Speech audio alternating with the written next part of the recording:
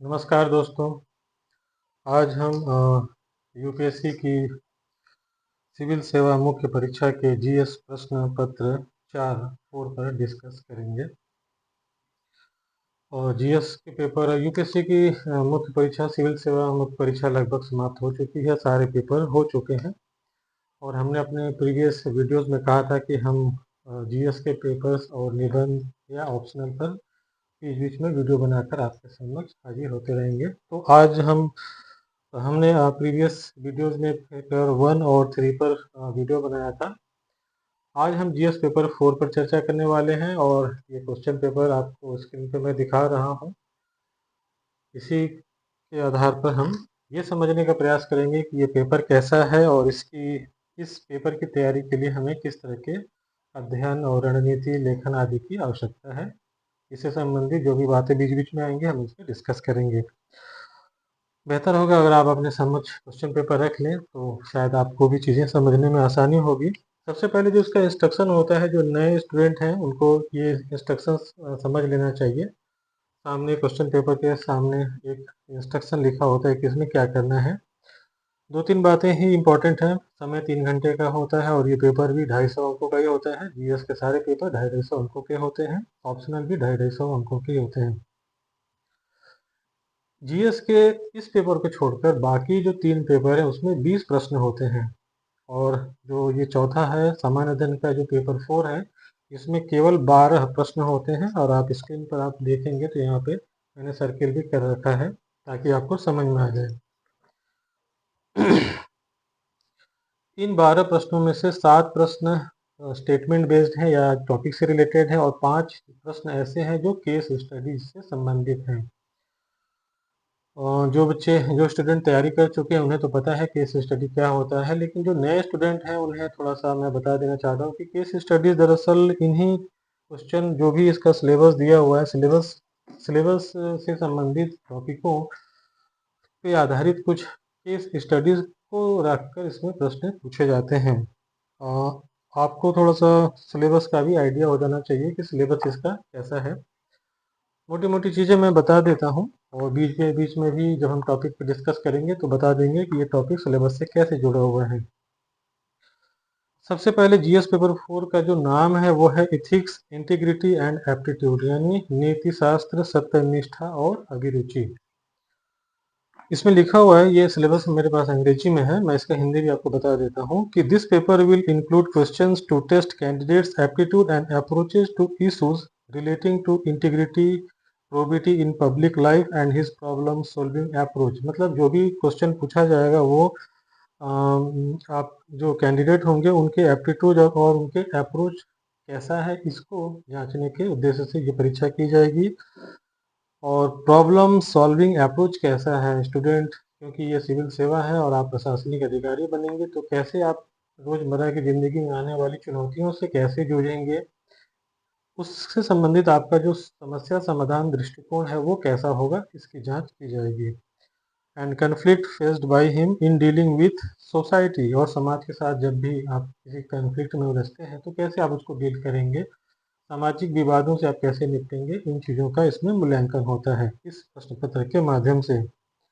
अंतिम लाइन इसकी बहुत इंपॉर्टेंट है कि क्वेश्चन में utilise the case study approach to determine these aspects. इसमें लिखा हुआ है, सिलेबस में ही लिखा हुआ है कि क्वेश्चन में utilise case study approach, question में हम केस स्टडीज अप्रोच का भी इस्तेमाल करेंगे। To determine these aspects the following broad areas will be covered. उसके बाद इसमें लगभग 9 टॉपिक दिए हुए हैं, 8 टॉपिक दिए हुए हैं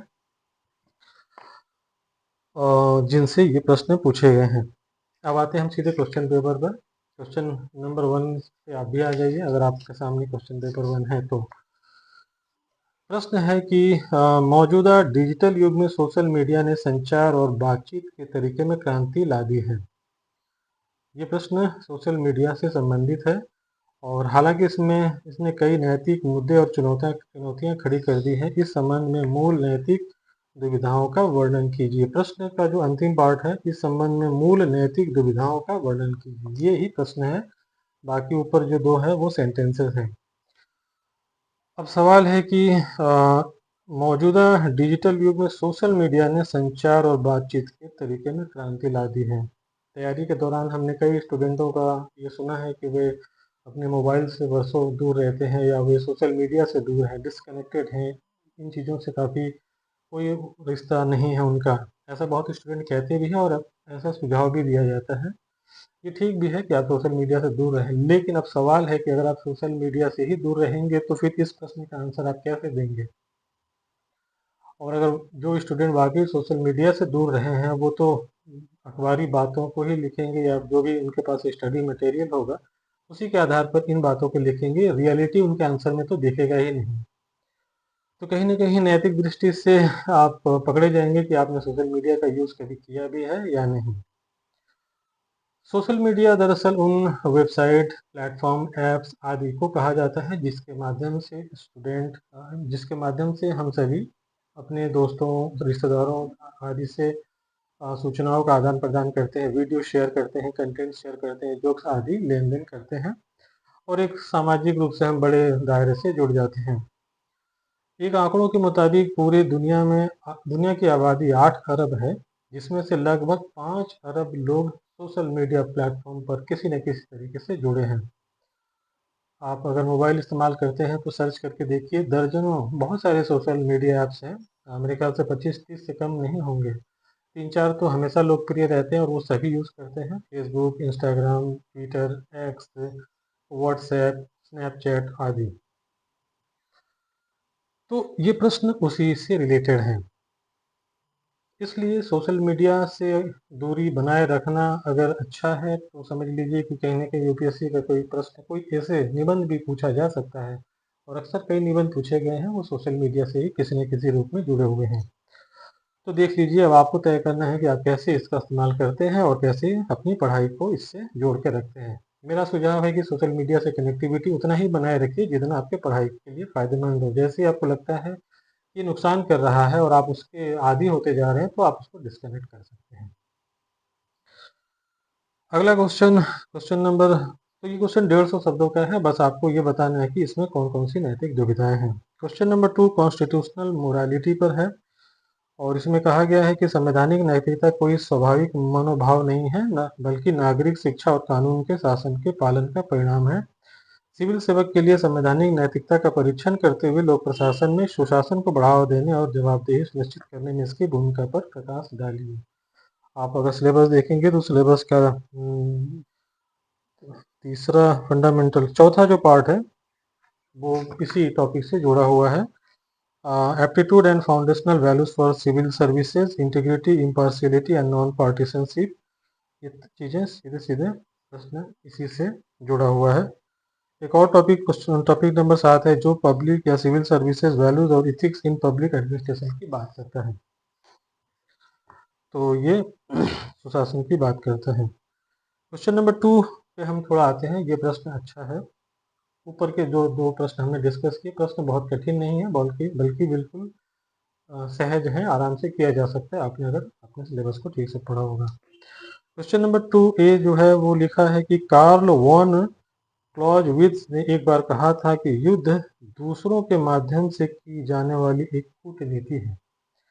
समकालीन भू राजनीतिक संघर्ष के वर्तमान संदर्भ में उपयुक्त कथन का आलोचनात्मक विश्लेषण कीजिए। इस ये प्रश्न जो है एक कथन है और उस कथन का आपको आलोचनात्मक विश्लेषण करना है। कई बार स्टूडेंट क्या करते हैं कि जो भी कथन दिया गया होता है वो उसी के समर्थन में, उसी को सिद्ध करने में अपनी सारी बातें लिख देते हैं। तो इससे बचना है। इसमें क्लियरली लिखा हुआ है कि इस कथन का आपको आलोचनात्मक विश्लेषण करना है, यानी ये कथन कहाँ तक सही है ये आपको बताना है।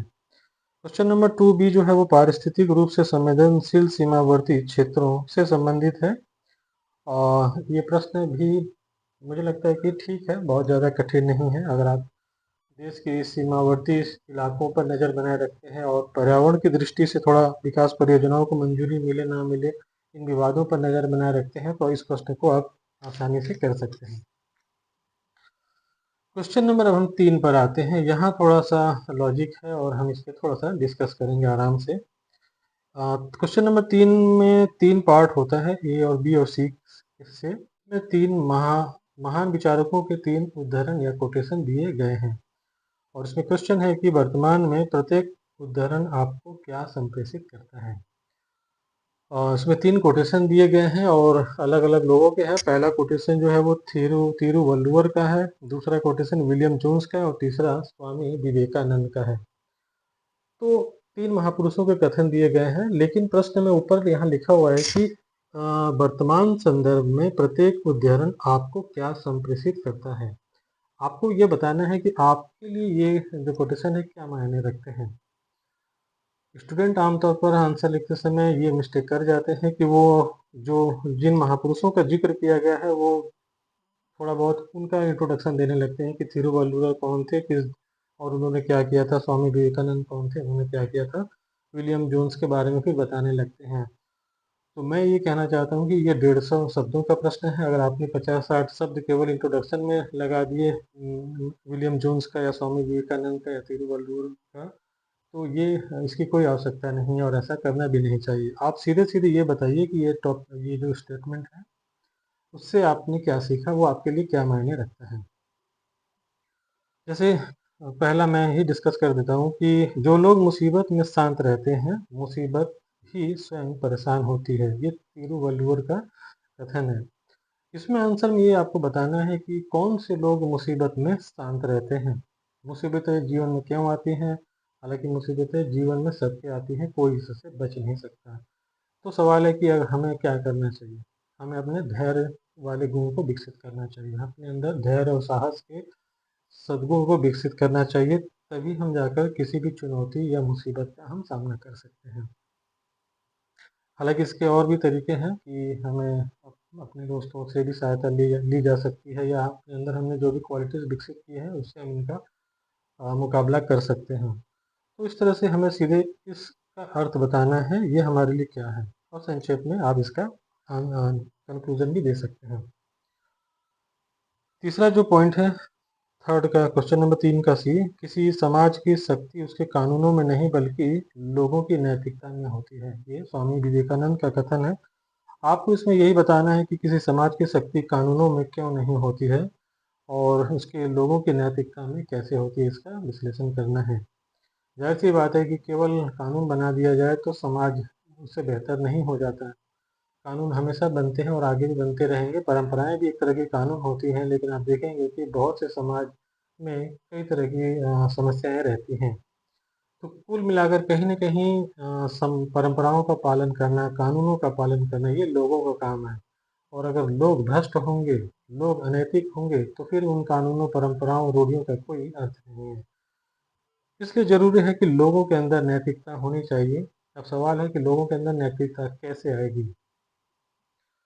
तो कई तरीके इसके हो सकते हैं। एक बहुत ही बेहतर तरीका है कि समाज में किसी न किसी व्यक्ति को आगे बढ़कर लोगों को नैतिकता का पाठ पढ़ाना होता है। उसका स्वयं का आचरण ऐसा होना चाहिए कि लोग उसको फॉलो करें। जैसे भारत में हम राम राज्य की बात करते हैं तो सभी लोग भगवान राम को अपना आदर्श मानते हैं। तो कोई ना कोई ऐसा नायक होना चाहिए जिसकी खुद की जीवन शैली उच्चतर होनी चाहिए, भगवान श्री राम के जैसी होनी चाहिए, ताकि लोग उसको फॉलो करें। तब जाकर समाज की शक्ति होती है, वो समाज बेहतर होता है, विकसित होता है, समृद्ध होता है, खुशहाल होता है। क्वेश्चन नंबर 4 पे हम अब आते हैं। ये क्वेश्चन बहुत ही सिंपल है। आप देखिए, महावीर की प्रमुख शिक्षाएं क्या हैं। प्रश्न में भगवान वर्धमान महावीर के बारे में पूछा गया कि उनकी शिक्षाएं क्या है और समकालीन विश्व में उसकी क्या प्रासंगिकता है। अगर आप सिलेबस उठाकर देखेंगे तो सिलेबस का जो टॉपिक नंबर 6 है, जिसमें लिखा है कि contribution of moral thinkers and philosophers from India and world, Bharat और विश्व के नैतिक विचारकों और दार्शनिकों का योगदान, ये वहीं से ये टॉपिक क्वेश्चन लिया गया है बिल्कुल। और क्वेश्चन भी बहुत ज़्यादा स्टेटमेंट वाइज नहीं है, बहुत सहज है और आराम से दिया जा सकता है। आपने इतिहास जीएस में भी पढ़ा होगा तो उसको दे सकते हैं। प्रश्न पत्र कठिन नहीं है। हर प्रश्न को हम नहीं पढ़ सकते, इसलिए संक्षेप में हम कुछ ही प्रश्नों को डील करते हैं। अगला क्वेश्चन मैं ले रहा हूँ, क्वेश्चन नंबर 5B है। और आप ये देखिए कि इसमें क्वेश्चन में दिया हुआ है कि समग्र विकास लक्ष्य को प्राप्त करने के लिए एक सिविल सेवक विकास के नियामक के बजाय सक्षमकर्ता और सुविधा प्रदाता के रूप में कार्य करता है। इस लक्ष्य को प्राप्त करने के लिए आप क्या विशिष्ट उपाय सुझाव देंगे? यानी आप ये क्वेश्चन एक तरह से इकोनॉमिक डायमेंशंस लिए हुए हैं। मनमोहन सिंह अपने भाषणों में ये बात कहते थे कि जो सिविल सेवक है उसे लाल फीताशाही वाला रवैया नहीं अपनाना चाहिए, बल्कि विकास लक्ष्य को प्राप्त करने के लिए उससे फैसिलिटेटर की भूमिका में होना चाहिए, बजाय रेगुलेटर होने के। 90 के दशक तक, जब तक हमारे उदारीकरण की नीतियां जब तक हमने नहीं अपनाई थी, तब तक हमारे यहाँ ब्यूरोक्रेसी बहुत टाइट होती थी, हर चीज़ को रेगुलेट करती थी और फाइलों को पास होने में काफ़ी वक्त लगता था, परियोजनाएं लटकी रह जाती थी, जिसका खामियाजा हमारे देश को भुगतना पड़ा है। ये सोच 90 के दशक के बाद से बदली है, जब इकोनॉमिक चेंजेस हुए हैं, हमने एलपीजी नीतियां अपनाई। उसके बाद से प्रशासकों के ऊपर ये जिम्मेवारी आई कि आप रेगुलेट करने की बजाय चीज़ों को फैसिलिटेट करिए, सुविधाएं प्रदान कीजिए कि बाहर से विदेशी इन्वेस्टमेंट आए, विदेशी कंपनियां आए और वो आपके देश इलाके में अपनी कंपनियां स्थापित करें। उनको जो बुनियादी चीज़ें चाहिए आप उसको तुरंत दीजिए, पास करवाइए। अगर ऐसा अप्रोच होगा तो ही ये समग्र विकास का लक्ष्य प्राप्त किया जा सकता है, और आज हमारी ब्यूरोक्रेसी इसी दिशा में काम कर रही है। तो ये अप्रोच क्वेश्चन ठीक है और अच्छा है प्रश्न। सीधे सीधे सिलेबस से ही क्वेश्चन दिए गए हैं और हम चले आते हैं सीधे केस स्टडीज़ में। 5 इसमें केस स्टडी है, क्वेश्चन नंबर 7 से लेकर 12 तक। क्वेश्चन नंबर 7 पे हम डिस्कस करते हैं। अमूमन केस स्टडीज़ वैसे घटनाओं से संबंधित होता है जो किसी न किसी प्रशासक को जिसकी उसकी भूमिका होती है, और प्रश्न कुछ ही लिमिटेड टॉपिक चीज़ों के आसपास घूमते रहते हैं। जैसे अगर आप वहीं कोई प्रशासक है और कोई समस्या आपके सामने आ गई, तो आप उसको कैसे डील करेंगे, आपके पास कौन कौन से विकल्प हैं, आपने कौन कौन सी नैतिक दुविधाओं का आप सामना कर रहे हैं, आप होते तो कौन सी कार्रवाई करते, आप वहाँ होते तो आप कौन सा डिसीजन लेते। केस स्टडीज़ इन्हीं बुनियादी प्रश्नों के इर्द गिर्द रहता है। आपको ध्यान से क्वेश्चन जो होता है केस स्टडीज़ का थोड़ा बड़ा होता है, पैराग्राफ को आप 2-3 बार पढ़िए, 3-4 बार पढ़िए और आइडेंटिफाई करिए कि आप इसमें किस पोस्ट पे हैं, आपको क्या जिम्मेवारी मिली है, कौन सी समस्याएं हैं, कौन कौन से इसमें स्टेक होल्डर हैं, और फिर उसको क्या हमें करना है। इस तरह से केस स्टडीज़ वाले प्रश्नों को डील किया जाता है।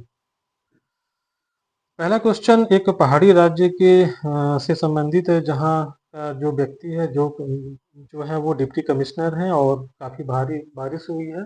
थोड़ा बहुत ये उत्तराखंड से रिलेटेड टाइप का लगता है कि वहाँ किसी इलाके में, किसी ज़िले में काफ़ी भारी बारिश और बादल फटने की घटना है, जिससे 200 और से अधिक लोग मारे गए हैं, 5,000 लोग घायल हो गए हैं।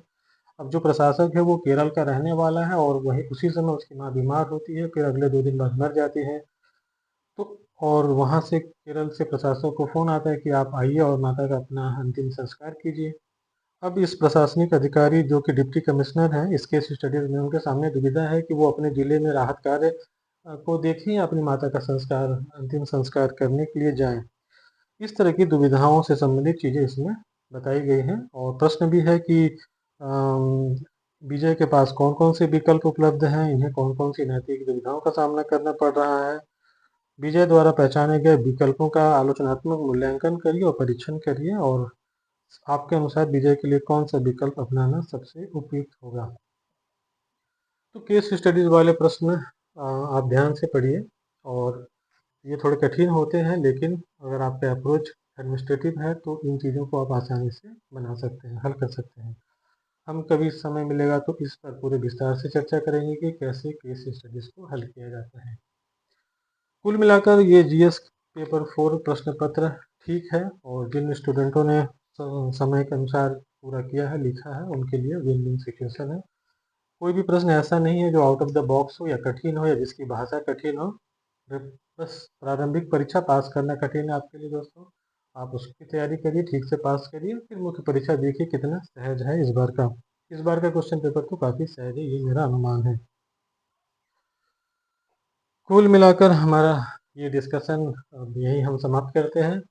हमें उम्मीद है कि ये चर्चा आपको अच्छा लगा होगा। अगर ये टॉपिक, ये डिस्कशन थोड़ा बहुत भी पसंद आया होगा तो अपने दोस्तों के साथ शेयर करिए, वीडियो को लाइक करिए, और आप अपने कमेंट, अपने सुझाव भी दीजिए कि इसमें आपको क्या और चाहिए।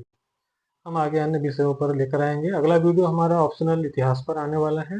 उसके बाद फिर हम इसका एक सीरीज शुरू करेंगे सिविल सेवाओं से संबंधित। तो दोस्तों अपनी पढ़ाई जारी रखिए और हमारे साथ जुड़े रहिए। हमारा व्हाट्सएप नंबर स्क्रीन पर आपको मिल जाएगा। आप हमें कॉल कर सकते हैं, व्हाट्सएप मैसेज कर सकते हैं और हमारे चैनल को थोड़ा सा लाइक ज़रूर कर दिया करें। धन्यवाद और नमस्कार।